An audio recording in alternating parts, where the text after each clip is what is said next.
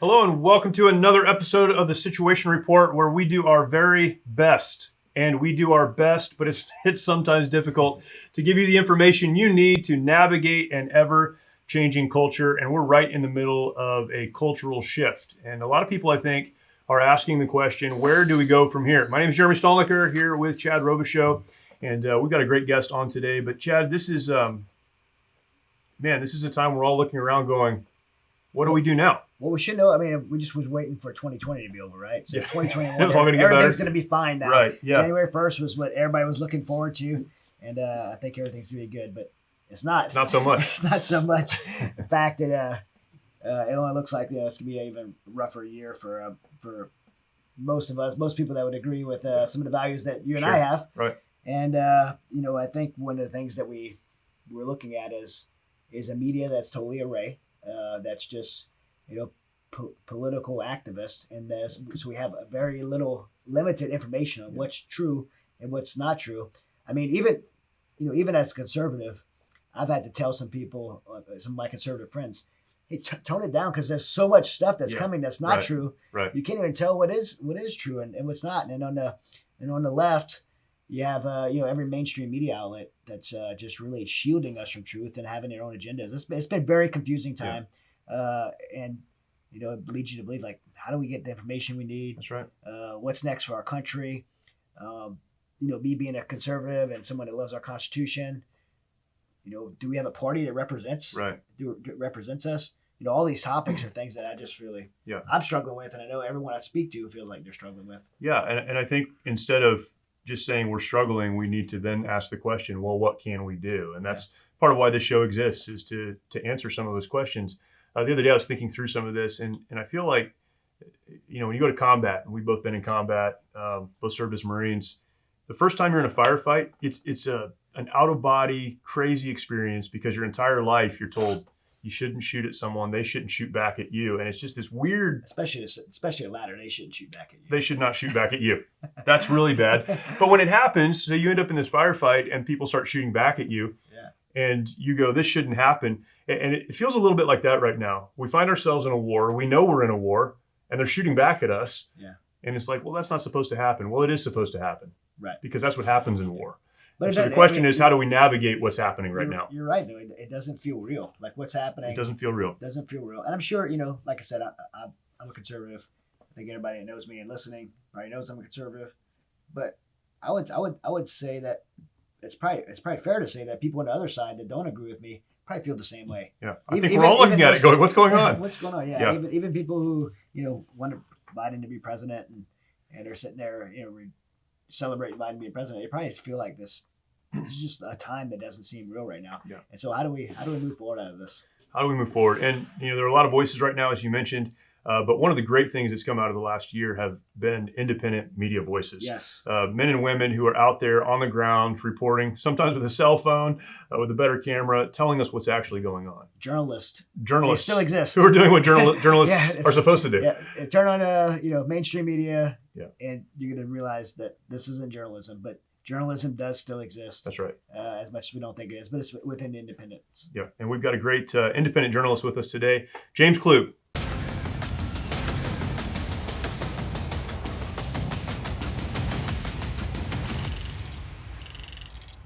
James is a contributor and political commentator at Newsmax TV.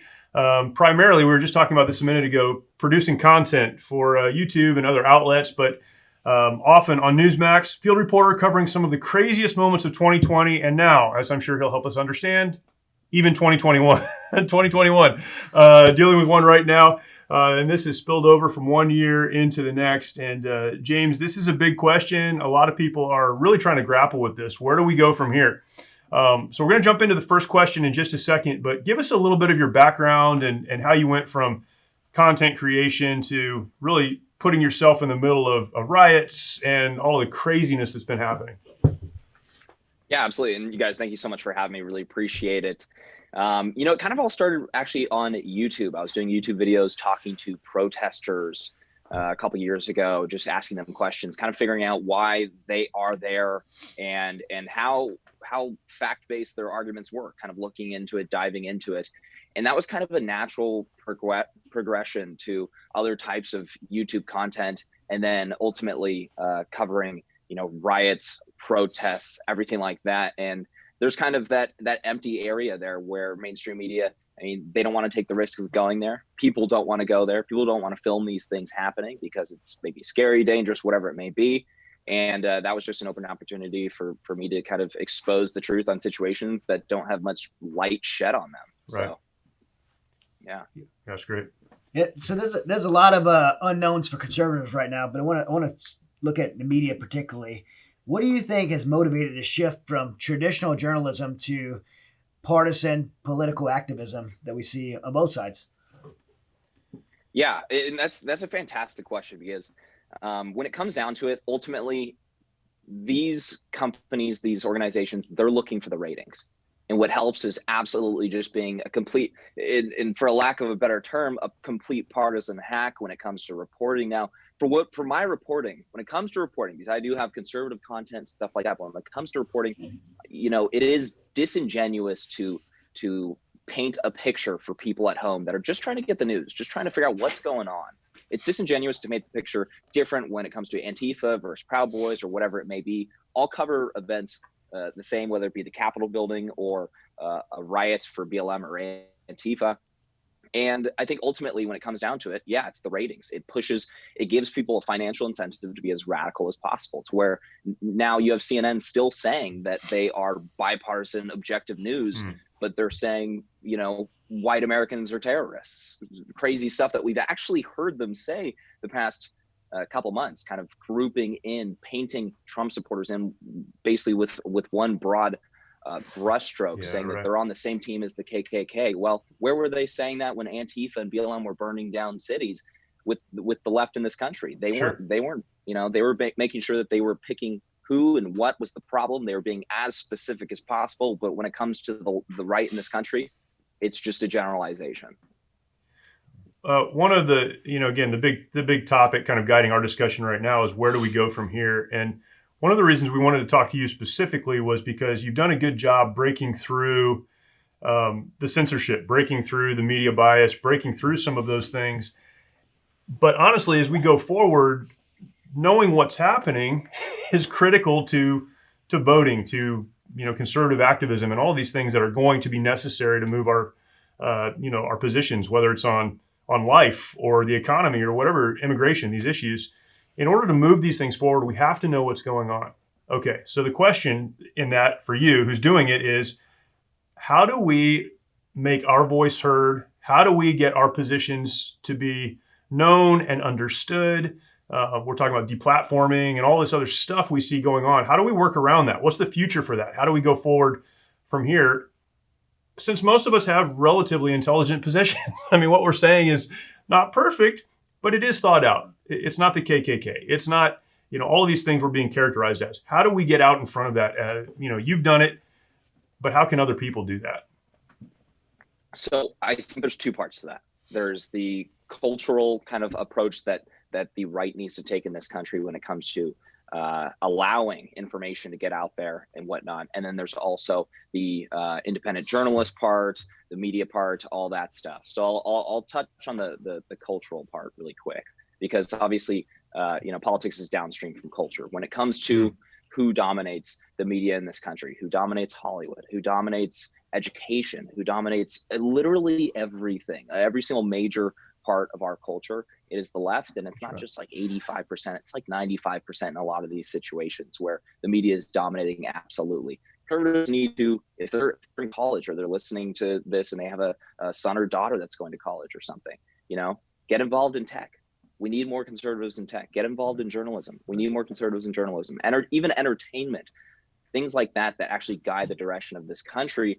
And the reason why the left is so dominant in the media is because the culture allows for it. They don't have Hollywood calling them out. They don't have tech censoring them. They don't have any of this stuff. So that's the first part.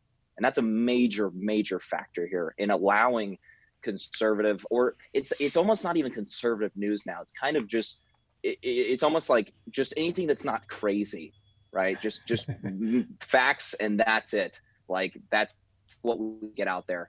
But when it comes down to where do we go now in journalism, in reporting, I encourage people, you want to go maybe that journalism route or that media route. There is a cultural and then there is a media approach. They kind of conflate. But as for the cultural approach, if you are going to college or you have a daughter or son that's going to college, encourage them to get involved in whether it be journalism, whether it be tech, whether it be any academia, any of these things that the left absolutely dominates. And we're not talking about like a small number that the left dominates by. We're talking, 90% in this country when it comes to these incredibly important areas. And the reason why I bring up this cultural part is because these groups, tech, Hollywood, all these groups, they have a cultural impact when it comes to letting the media get away with stuff. So there can be a crazy report generalizing all Trump supporters as KKK members. All of these groups don't do anything about it because they're dominated by the left in this country. Now, when it comes to absolutely, exactly, there's no accountability, and people with massive influence have they're able to shed a lot of light on situations that they dislike. So we need more conservatives. And it doesn't mean that every single conservative that enters entertainment is going to be successful, but it does mean that we have more at-bats and more opportunities to have big names in these industries, people that, the next people that make the next big app, all these things. We just need more opportunities to get conservatives into these fields that are dominated by the left. Now, when it comes to the media is kind of a different approach, because obviously the mainstream media dominates, Democrats dominate the mainstream media. They're around, depending on which figure you look at, it's around 90% of Democrats that are in these fields. We need, the right in this country. We've needed to go to social media. That's where you see people like me that do street reporting and whatnot. And when it comes to where do we go next? Well, we need more people in journalism. We need more people in entertainment and media. And I encourage people all the time, get involved in street reporting. Maybe it's your thing. Maybe you want to go do interviews. Maybe you want to go interview business owners about how the lockdowns have affected their lives. We need more people on the right there, and more level-headed people, right? People that feel like they have something good to say, that are dedicated to the facts. Because that's another problem as well, is when we turn to social media, we also, it's kind of the Wild West a little bit for the right. And so what we need more than everything right now, more than anything right now, is individuals that are getting involved in the media, getting involved that are dedicated to the facts. I wanted to take a minute to let our audience know about the work that we do through an incredible veterans nonprofit called the Mighty Oaks Foundation. Many of our nation's warriors struggle with the hardships of military service and reintegration back into civilian life.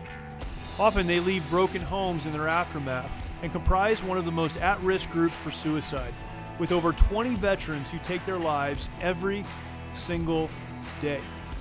Mighty Oaks tackles this critical issue with our faith-based peer-to-peer resiliency and recovery programs offered at no cost to our honored servicemen and women at beautiful ranches across the United States. Mighty Oaks has one of the highest success rates of any program available anywhere. Visit mightyoaksprograms.org to learn more about how you can make a direct impact in the lives of our servicemen and women to help them find a new life purpose through hope in Christ. Again, that's mightyoaksprograms.org. Witnessing the transformation that these men and women go through is absolutely incredible. There are no words to describe seeing warriors restored to the lives they were created to live, changing their legacies for eternity. Your support is needed now more than ever and will ensure that our programs are here for our warriors who are in desperate need. Again, the website is mightyoaksprograms.org. It seems like at every level, too, this is one thing I think has been an awakening even in my mind is your school board actually matters. So get involved in that. Right. And the local level, it matters. And that's the kind of stuff we've always said, well, it doesn't matter. It doesn't matter. You can't just worry about the White House. Right. And the federal, what's happening in the federal government. Right. But the cultural aspect of that, man, what a great place to start before you get to the media, before you can impact that. We've got to change the conversation, and that starts with getting involved. Yeah. Absolutely. And that's kind of why I bring up those two things right there is and another one quick point that I wanted to make really quick was there is so much at stake in this country now. Back in the day, you ask anyone that's 60 years old, maybe 70 years old, they would say, I didn't really care who was in office, or I don't really care about that, because it didn't actually make that much of a difference? Well, in 2021, the country, when it comes to the right and left, they do, in many cases, they do want the same thing, but also in many cases, it's a 180. Anti-gun, pro-gun, anti-abortion, pro-abortion, whether it be anti-constitution, pro-constitution, right. free speech, all of this stuff. So there's such a major difference in this country now that the stakes are higher than ever. And that's why I brought up the facts part. If we're going to be getting involved, we have to be the better voice to win over folks on the center and the center right in this country. That's great. Yeah, you're so right. The stakes are never been higher. And I think with that, I think right now in our country, so many people are left confused. I would have said, Jim, that my whole life I probably would have said I was a Republican, probably because culturally I was raised as a Republican, and I aligned. As I became an adult, I began to realize I aligned with Republican values. But over the last few years, I think I've realized that more than a Republican, I'm a conservative, and more importantly than that, I believe in the constitutional values of this country. And I think right now, and my question is the Republican Party so fractured that people like me will never have confidence in it again? And where do we move forward for people that do value the Constitution more than they care about what party they're part of? Yeah, so this is the tough question: is this party still salvageable? Can we still move forward with the Republican Party? I know many people feel as though the Republican Party has let them down, and I think that feeling is actually kind of similar on both the left and right. A lot of people on the left, they feel let down and not represented by their party because perhaps they want Bernie Sanders or something like that. And the right in this country, really, it's kind of funny. The right doesn't really ask for that much. Just leave us alone. Right. Keep our taxes low. Right. And quit like changing things for the worse. Right. And when it comes to our party for a very long time, up until Donald Trump, I mean, I'm sure many listeners are thinking the same thing. Up until Donald Trump, it's been a pretty lame party. You know, they don't do much. They're the party of no, but they also aren't the party of undoing things and going back to the way our Constitution had intended things to be. So they basically say no, but once something gets passed, they don't do anything to stop it or undo it. Right. And when it comes to where our party's going, I do think that we have a new movement that I think Donald Trump, even if you guys look at Ted Cruz, you know, Ted Cruz kind of used to be a boring figure. I think Donald Trump battled harder than a couple politicians to actually get them. They're not that afraid to speak their minds now. And you can literally see that change with Ted Cruz. It's kind of funny to look at. And now he looks like a total, awesome guy cruising around. Like he even looks different. Yeah, he got the beard now, and like he looks hard. But I do think that we have a lot of good politicians that are going to be coming up. I think that a lot of people have seen the need, and wherever there's opportunity, you know, you're going to get people filling the spot. Hopefully those people are, like I was just saying, fact-based and really legit politicians, because now more than ever, we need those. I'm more in favor of, I think, maybe some sort of reform instead of basically getting the party to be splitting. I think it could possibly lose us some elections when it comes down to people just completely rejecting the Republican Party. There is downside to that, right? Sure. And I think that's exactly what the left wants. Is the left is like, oh yeah, you guys are gonna split. You guys are having infighting. Excellent, perfect. I mean, that's good for them. So absolutely, I think we need to be focused more on reform, getting these rhinos out of office, and not just getting them out, but replacing them with someone that actually represents the people, represents conservatives, not just Republicans. And a lot of people, they're just politicians with the Republican badge by their name, and that's literally all they are. Yeah. If you could pull out the crystal ball there in your hotel room and look 2 years down the road, and this is the question I think a lot of us are asking is, what does the last couple of months, what does that do to the midterms? Do we get it back? So this is conversations I've had recently. I think we've had this. Even the other day we were talking to somebody and they said, well, the midterms, that's going to get it back for us. We'll get the House, we'll get the Senate. Yeah, I'm like, if only votes counted. Yeah, if only votes counted. If only we could count on our votes. What do you think all of this is going to do to the midterm election? The Republicans come back strong. Do they do what you just said? Or are we in for a long, hard slog before something changes? Yeah, I think there's probably two factors there. One, obviously the consequences of the Democrats' actions in office, but two would be media coverage. So I'll touch on the Democrats' actions. Depending on how aggressive and how much the Biden administration gets, the more people realize, oh, this is not good. Historically speaking, there's always kind of a backlash after a presidency when it comes to when it comes to Congress. And as for fracking, as for promises made to minority communities in this country, I know BLM's outraged with the Biden administration. I'm like, you guys, I told you. Right. I've been telling you for a while now. This guy hasn't done very much, but there are a handful of gas things prices. Some simple things like gas prices.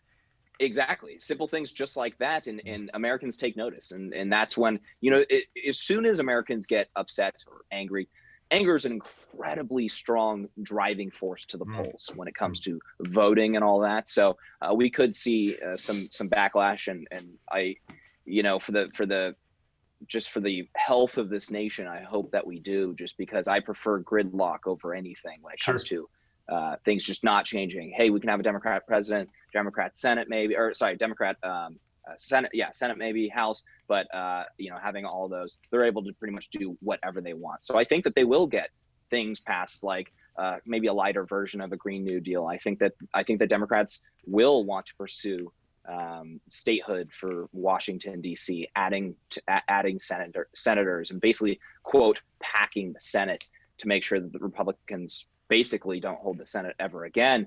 They're also trying to do the same thing with Puerto Rico, but there are a lot of negatives. We'll see how much they're getting away with, and we'll see what the backlash is like. Also, I want to touch my next point, which was the media.